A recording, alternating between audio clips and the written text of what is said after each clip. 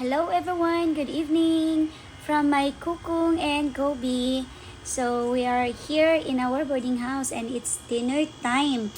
So since ako lang po ang mag-isa dito sa boarding house, so bumili na lang po ako ng pagkain po sa labas. Yan po kasi hindi na po ako nagluluto, gawa nga po ng ako lang mag-isa dito.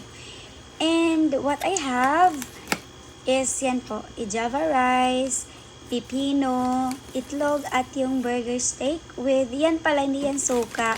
Ano po yan, fish soup. At yan po ang gravy. So, yan po yung dinner natin tonight. Nakakatamad po talaga magluto na mag-isa, guys. Pasalamat na lang po ako na mayroong karinderya na malapit dito sa boarding house. At yun talaga yung one call away lang. Free delivery pa sila, guys.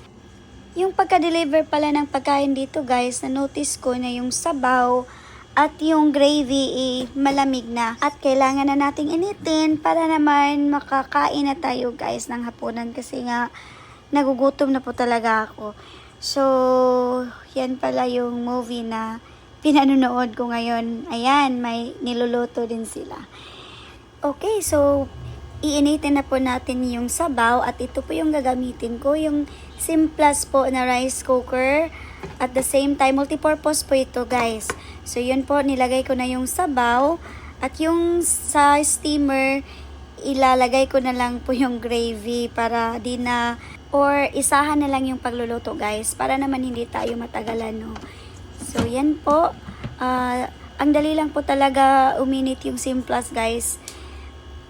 Rice cooker po ito at saka multipurpose. So, kahit anong lutuin mo dito, guys, pwedeng pwede. Ayan.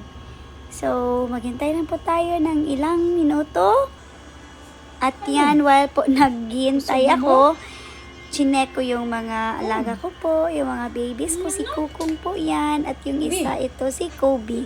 Kumakain din sila ng dinner.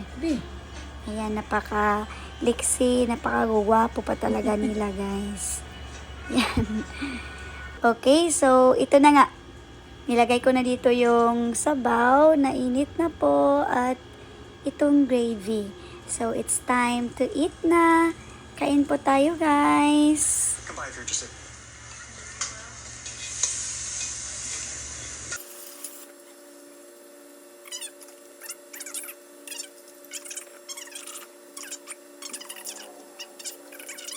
Show me. Chef Paul, is he famous? Why, of course. Chef Paul's the high priest of fine dining.